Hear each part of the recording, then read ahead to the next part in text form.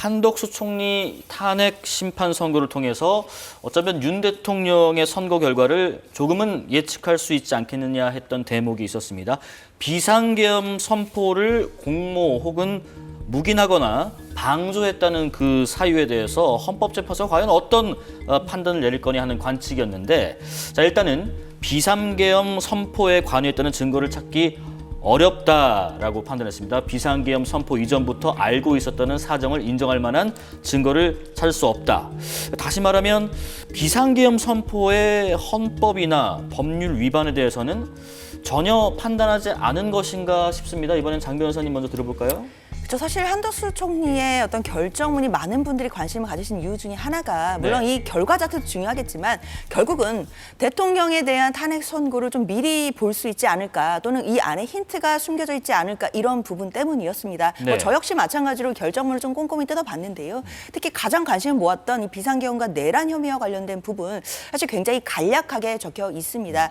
그러니까 이제 당시에 한덕수 총리가 국무회의를 미리 건의하거나 이런 부분을 인정할 만한 증거가 없다라는 취지로 지금 결정이 나왔거든요. 그 얘기는 결국 대통령이 했던 비상계엄 선포나 어떤 내란 혐의 이런 부분에 대해서는 직접적인 판단은 없다고 볼 수 있겠습니다. 그렇기 때문에 단순히 그냥 한덕수 총리가 이 부분에 내란에 동조하거나 방조하거나 이런 부분을 인정할 만한 증거가 없다라는 취지이기 때문에, 그렇다면 그 전제가 되는 대통령의 행위에 대해서는 우리가 사실 헌법재판관들의 심증이라든지 이런 부분을 예단하기는 좀 어려운 부분들은 있거든요. 그렇기 때문에 이제 대통령에 대한 탄핵 선고가 나오기 전까지는 일단 지금으로서는 함부로 결과를 추정하기는 어려울 것 같습니다. 네, 서정욱 변호사님은 어떤 생각이신지 궁금해요. 여기에 대해서는 전혀 판단이 없었는가, 아니면 뭔가 단서를 좀 찾아볼 수 있는가 싶습니다.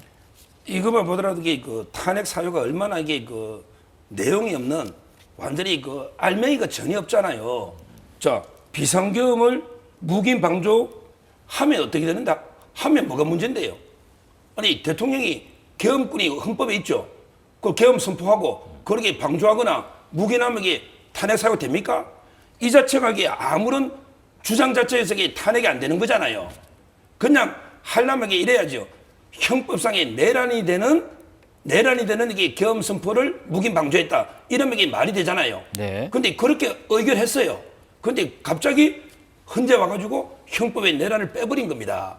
이게 대통령 뺀 거와 똑같아요. 다만 이게 대통령은 유일하게 내란 하나로 탄핵했는데 80%가 내란인데 이걸 빼니까 아마 저는 이게 대통령이 각하가 되는 거고, 한덕수 총리는 5개 중에 하나니까 아마 이게 크게 이슈는 안 됐는데, 원래 통과될 때는요 그냥 내란 행위 계엄을 묵인 방조 이렇게 했거든요. 근데 지금 보세요. 내란이라는 말이 없잖아요. 내란 말이 없잖아요. 그럼 이게 주장 자체가 이미 판단할 필요도 없어. 그래, 계엄을 방조한 게 뭐가 문제인데? 계엄 방조할 수도 있고 계엄 묵인할 수도 있고 계엄 건의할 수도 있지. 계엄이 잘못된 제도입니까? 우리나라에 계엄이 헌법에 없는 제도입니까? 이것만 봐도 이게 얼마나 국회가 이렇게 무책임하게 도중해요. 사유를 바꾸면 안 돼요. 그러니까 내란은 이게 끝까지 유지했어야 돼요. 그럼 이게 판단해봤겠지. 그렇다면 근데 빼버렸잖아요. 서 변호사님께서는 이 총리의 탄핵 심판 기각 결과를 두고 어느 정도는 윤 대통령의 탄핵 심판 선고를 가늠해볼 수 있다라는 말씀이신가요? 가늠해보기는 이게 어려운데, 왜냐하면 이게 묵인 방조를 한 적이 없다 해가 그냥 아예 기각됐으니까 윤 대통령하고 이게 이게 가늠은 안 되는데, 다만 이게 이런 식으로 바꾸면 안 된다 이 말이에요. 이게 주장 자체가 탄핵 사유가 아니잖아요. 계엄을 묵인 방조한 게 무슨 탄핵 사유입니까? 그렇잖아요. 계엄이란 게 내란이 될 때, 불법 계엄이 될 때 이게 탄핵 사유잖아요. 그 말이 없잖아요. 이게 문제라는 거예요. 글쎄, 근데 저는 이거 한 말씀 드려야 되겠는데요. 계엄에 대해서 묵인 방조한 게 무슨 탄핵 사유냐라고 말씀하셨지만, 일단 이 전제가 되는 계엄 자체가 불법이냐 이 부분에 대한 논쟁이 분명히 있는 것입니다. 이 부분도 분명히 탄핵 소추 사유로 대통령에 관련해서도 지금 심사가 진행되고 있다고 봐야 될 것 같은데요. 결국에는 이 비상계엄 자체가 대통령이 선포를 했는데, 이것이 헌법 77조에 정하고 있는 실질적인 요건에도 반하고 절차적인 요건도 흠결되어 있다라는 것이 결국 국회의 주장인 것이고, 이 부분이 받아들여지면 결국 대통령의 12상 비상계엄은 위헌적인 계엄이 되는 것입니다. 그럼 불법 계엄이 되는 것이고, 거기에 나아가서 국헌 문란의 목적이 있었다라고 한다면 형사재판에서 내란 혐의까지도 입증될 수 있는 상황이거든요. 그렇기 때문에 만약에 한덕수 총리에 대해서도 이 혐의, 그러니까 이제 비상계엄 상황에 대해서 묵인 방조한 혐의가 있었다라고 한다면, 이 부분이 만약 탄핵소추 사유에서 인정이 된다라고 한다면 이 계엄 자체에 대해서도 헌법재판관들의 심증을 알 수 있었기 때문에 오늘 오늘 결정이 중요한 것이었는데 다만 총리에 대해서는 이 묵인 방조했다라는 혐의 자체를 뭐 증거로 확인할 수 없다라는 취지였기 때문에 일단은 재판관들의 심증을 명확히 뭐 추측할 수는 없겠다라고 생각은 듭니다. 저희가 이 질문을 하면은 시청자분들께서 또 그 얘기하시는데 그래도 한번 여쭤보겠습니다. 윤 대통령 탄핵 심판 선고 기일 이번 주 혹은 뭐 다음 달 여러 전망이 나옵니다. 서 변호사님. 아마 이 부분은 이제 그 흠제를 치자기보다요. 제일 빠른 게 경호처입니다. 예. 경호는 제가 알기로 한 일주일 전부터 그 헌재를 경호 구역으로 정해서 대비를 해놔야 됩니다.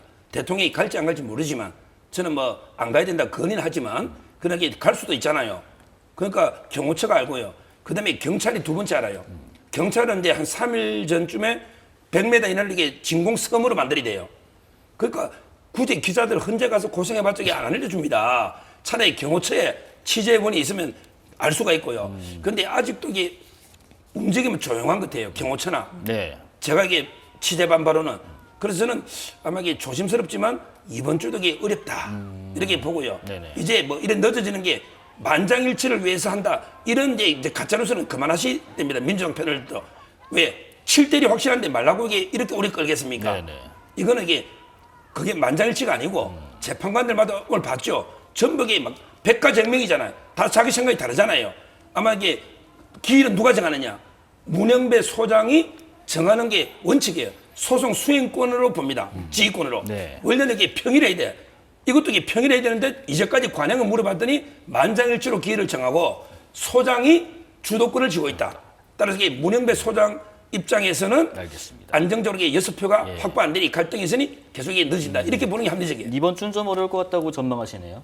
글쎄요, 저는 이번 주 가능성은 아직 열려 있다고 보입니다. 일단 오늘은 월요일이고요. 일단 뭐 이번 주까지는 아직도 한 4일이 남아 있는데 그 중에서 현실적으로 가능한 건 사실 물리적으로 내일은 좀 어려워 보이고 그렇다면 뭐 금요일 정도가 선고가 가능하지 않겠나라는 또 예상들도 많이 나오고 있는 것 같습니다. 네네. 사실 이제는 선고 기일이 언제인지 이것도 중요하겠지만 결국에는 이 결과가 더 중요한 건 아니겠습니까? 근데 뭐 지금 서 변호사님도 뭐 여러 가지 예측들을 주셨지만 이런 부분들은 사실 저는 진영에 따라 그리고 서 있는 어떤 위치에 따라 주관적인 기대가 조금씩은 투영되는 것이지 어떤 객관적인 자료나 또는 뭐 헌재에서 어떤 정보를 받거나 이렇게 나오는 예측들은 아닌 것 같아요. 그렇다면 결국에는 이렇게 사실은 너무나 불확실성이 많아지고 국민들도 정말 사회적으로 많은 심각한 갈등과 대립 속에서 이 대립이 점점 커져가는 양상이거든요. 그렇다면 헌재가 조금이라도 신속하게 결정을 내주는 것만이 국민 통합을 위한 또 출발점이 될 수 있지 않겠나라는 기대도 해봅니다. 네, 그럼 이번 선고의 의미 이고은 변호사와 한 발 더 들어가 보겠습니다. 지난주 목요일에 나오셔서 기각을 조심스럽게 전망해 본다고 하셨는데 기각이 나왔습니다. 오늘 결과를 보신 총평을 좀 들어보겠습니다. 네, 지난주 목요일에 기각 내지는 각하 그리고 기각의 가능성이 높을 것 같다라고 예상을 했는데요. 네. 예상대로 선고가 나왔고 좀 예상을 빗나갔던 것은 이제 인용의 의견을 냈던 이 정계선 재판관의 의견이었습니다. 네. 인용과 기각을 가르는 포인트로는 제가 예상했을 때는 헌재 재판관을 임명을 보류한 부분만 문제가 될 것 같았는데 네. 이 특검이 후보자 추천 의뢰를 좀 지연한 부분까지도 인용 사유로 적시됐기 때문에 그 부분은 좀 예상하지 못했던 쟁점이었다라는 생각이 들었습니다. 그렇군요. 하나하나 짚어보겠습니다. 우선 특징적인 게 말씀하신 대로 의견이 다양했다는 점이었습니다. 기각도 있었고 인용도 있었고 각하도 있었잖아요. 네, 그렇습니다. 일단은 각하 여부가 먼저 판단이 되어야 한다라고 제가 설명을 드렸었는데요. 이제 각하는 특히나 의결 종족수 부분으로 각하 의견을 내는 재판관이 있을 것 같다라고 예상을 했습니다. 그런데 역시나 의결 종족수를 일반 의결 종족수로 해야 되는지 가중 의결 종족수를 적용해야 되는지를 두고 2명의 각하 의견이 나왔고요. 그 외에도 이제 기각이 5인이 나왔고 그 기각도 조금 세부적인 의견이 갈리는 모습을 보였습니다. 그리고 이제 정계선 재판관 같은 경우에는 이 두 가지 쟁점, 헌법 재판관들을 임명을 보류한 부분과 또 제가 아까 설명드렸듯이 특검 후보자 추천 의뢰를 보류한 부분, 이런 부분들에 대해서는 헌법에 대해서 위반을 했을 뿐만 아니라 그 정도가 굉장히 중대하다라는 취지로 인용 결정을 내놓았습니다. 그렇군요. 뭐 말씀하셨지만 기각도 그 안에서 의견이 두 갈래로 갈렸다고 볼 수 있지 않습니까? 네, 그렇습니다. 기각 의견 총 5명이 나왔습니다. 그중에 4명의 재판관 같은 이유는 경우에는 각하 부분에 대한 이 의결 정족수에는 문제가 없다라고 봤습니다. 다만 이 최상목 권한대행에 대한 권한쟁의 심판대와 동일하게 이 한덕수 총리 같은 경우에도 헌재 재판관 3인에 대해서 임명을 보류한 부분에 대해서는 국회 몫인 3인이 추천돼서 올라왔을 때는 헌재 재판관들을 즉시 임명해야 될 의무를 부담함에도 불구하고 미리 담화문 등을 통해서 내가 임명하지 않겠다라는 의사를 밝힌 것은 위헌 위법이다. 다만 이러한 이제 뭐 의도나 이런 것들이 헌법재판소를 무력화시킬 그런 목적이나 의도까지로는 읽히지 않기 때문에 파변을 정당화할 만큼은 아니다라는 이유를 기각을 했고요. 네. 반면에 김복형 재판관 같은 경우에는 이 헌재 재판관들의 임명을 보류한 부분 관련해서 이 부분에 대해서는 문제가 없다라고 봤습니다. 그 문제가 네. 없다라고 본 이유가 결국 한덕수 총리가 권한대행으로서 이 헌재 재판관들을 임명을 해야 되는 의무가 발생하는 시기가 네. 국회에서 이 재판관들에 대해서 이 추천이 통지가 이 권한대행에게 올 때부터 의무가 발생하는데 네. 의무가 발생한 이후에 단 하루 만에 탄핵 소추가 됐다는 거거든요. 그래서 그 전에 밝혔던 나는 임명하지 않겠다라는 의사는 의무가 발생하기 전에 밝혔던 의사이기 때문에 중요치 않고 의무가 발생한 이후에는 24시간 만에 이 탄핵 소추가 됐기 때문에 이 추천받은 이 재판관들이 자격 요건 갖췄는지 절차에 문제가 없는지 검토할 만한 충분한 시간이 부족했다라는 이유로 위헌 위법하지 않다라는 이유를 설치를 했습니다. 그렇군요. 그리고 이제 각하 2명이 나왔는데 각하 부분을 좀 짚어주시겠어요? 네, 지금 의결 정족수 관련해서 각하 의견이 나왔습니다. 과연 한덕수 총리를 대통령 권한대행으로서 200명 이상, 즉 이 대통령을 탄핵 소추시킬 때에 이 가중 의결 정족수를 적용해야 되는 것인가, 아니면 국무위원으로 봐서 과반수로 봐야 되는 것인가가 논란이 됐었는데요. 네. 6명의 재판관 같은 경우에는 일반 의결 정족수, 즉 과반수가 적용되어야 된다라는 다수 의견이 나왔습니다. 과반? 예. 네, 그렇습니다. 그래서 그런데 2명의 소수 의견이 있었는데요. 정영식 재판관, 조한창 재판관 같은 경우에는 대통령 권한대행은 대통령 신분에 준한다라는 것을 강조하면서 네. 권한대행이 들어섰다는 건 국가적 비상 상황이라는 거죠. 그렇게 국가적 비상 상황임에도 불구하고 이때 일반 의결 정족수를 적용시켰다간 탄핵 소추권이 남발될 수 있기 때문에 대통령에 준하는 지위를 가진 권한대행에 대해서는 가중 의결 정족수를 적용해야 된다라는 소수 의견이 있었습니다. 그렇군요.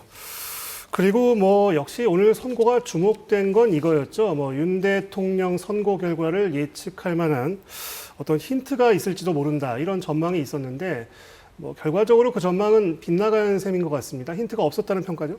네, 그렇습니다. 12월 3일 비상계엄이 과연 위헌 위법했느냐라는 재판관들의 생각에 대해서는 읽을 수가 없었고요. 또 그 외의 쟁점들에 대해서도 정확하게 현재 재판관들이 이유를 설치하지 않았습니다. 다만 오는 결정문을 보면 그동안 윤 대통령 측에서 주장했던 각하의 사유들은 위헌 위법하지 않다라고 판단할 가능성이 좀 높다라는 생각이 들었는데요. 예를 들어서 한덕수 국무총리 같은 경우에 주장했던 각하 사유 중에 하나가 이 형사재판에서의 수사 자료를 끌어다가 헌법재판에 쓰인 것 자체가 위법하다라고 주장했거든요. 네. 그런데 그 부분에 대해서 위법하다는 설시가 없었습니다. 물론 설시가 없었다는 것이 뭐 적법하다라고 봤느냐라고까지 우리가 뭐 단정할 수는 없겠지만 네. 문제가 있었다면 그것도 부적법하다라고 설치를 했을 텐데 네. 그 부분에 대해서 문제를 삼지 않았다라는 것과 네. 형법상 내란죄 부분에 대한 쟁점을 뺐다라는 부분도 그 부분도 어떤 각하 사유로 보거나 부적법하다라고 보지 않았기 때문에 우리가 이런 점을 미루어 볼 때 윤 대통령 사건도 각하 의견이 나올 가능성이 조금 줄어들지 않았나라는 생각을 개인적으로 해봤습니다. 그렇군요. 그 오늘 선고를 보니까요, 재판관들의 의견 차이가 뭐 상당히 크다 이런 평가가 있었습니다. 그래서 이런 기류를 보자면 이 윤 대통령 탄핵 선고에서도 전원 일치는 좀 어려운 게 아니냐 이런 분석이 일각에서 나옵니다. 어떻게 보세요? 네, 저도 오늘 결정문을 보고 그런 생각이 들었습니다. 그간 최재해 감사원장이랄지 검사 3인의 이 탄핵 사건 관련해서는 만장일치의 결론을 헌재가 내놓아서 저도 헌재가 이제 국가적인 어떤 통합이랄지 이 사회적 혼란을 최소화시키기 위해서 최대한 만장일치 결론을 내놓는구나라고 생각을 했는데 네. 오늘 이 한덕수 권한대행의 사건의 결과를 보면서 정말 네 가지 갈래로 나눠지는 의견을 보였습니다. 네. 따라서 윤 대통령 탄핵 소추 이 사건에 대해서도 의견이 갈라질 가능성, 즉 만장일치가 나오지 않을 가능성도 상당히 있겠다라는 점을 예상해 볼 수 있을 것 같습니다. 그렇군요.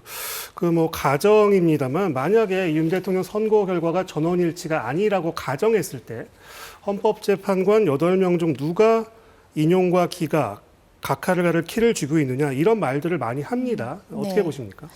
일단은 저는 각하의 가능성은 좀 낮아졌다라고 보고요. 네. 기각의 의견을 누가 낼까? 우리가 정확히 예측하기는 어렵겠지만 조금 주목되는 인물은 이 정영식 재판관, 조한창 재판관이 오늘 각하를 하면서 네. 가중 의결 정족수를 해야 되는 이유가 대통령 권한대행에 대해서 탄핵 소추권이 남발될 수 있다는 얘기를 했습니다. 이건 네. 바로 윤 대통령이 계속 주장하고 있는 비상계엄을 선포할 수밖에 없었던 이유가 이 야당에서 탄핵을 남발했기 때문에 나는 비상계엄을 경고성으로 할 수밖에 없었다라는 그 주장과 좀 닮아 있다는 점에서 네. 이 두 재판관의 의견 부분에 대해서 우리가 좀 주목을 해봐야 될 것 같고요. 네. 김복경 재판관 같은 경우에도 어떤 의견을 냈냐면 이 한덕수 총리 같은 경우에 이 헌재 재판관을 즉시 임명할 의무는 없다라고 했습니다. 근데 네. 이것은 여당이 계속해서 주장하고 있는 것과 그 결이 유사하다고 보여지거든요. 그래서 네. 이 3명의 재판관들이 어떤 의견을 낼지가 윤 대통령 선고에 있어서 굉장히 또 중요한 분수령이 되지 않을까라는 생각이 듭니다. 그리고 뭐 윤 대통령 선고 매번 같은 말씀을 드리게 되는데 언제쯤 있을까요? 예측하기가 정말 어려운 것 같습니다. 제가 지난주 목요일에 출연을 했을 때 아마 이번 주 후반부, 즉 금요일이 될 가능성이 높지 않을까라고 예상을 했는데요. 네. 일부 보도 내용에 따르면 이번 주 목요일에 일반 사건들을 선고하겠다라고 헌재에서 이야기했다라는 보도도 나오고 있습니다. 네. 그렇다라고 한다면 이어서 또 금요일에 중요한 선고를 한다라고 하면 현재 재판관들이 상당히 부담이 될 수 있어서요. 네. 빠르면 이번 주 금요일, 늦으면 다음 주가 될 가능성도 현재로서는 좀 점쳐볼 수 있을 것 같습니다.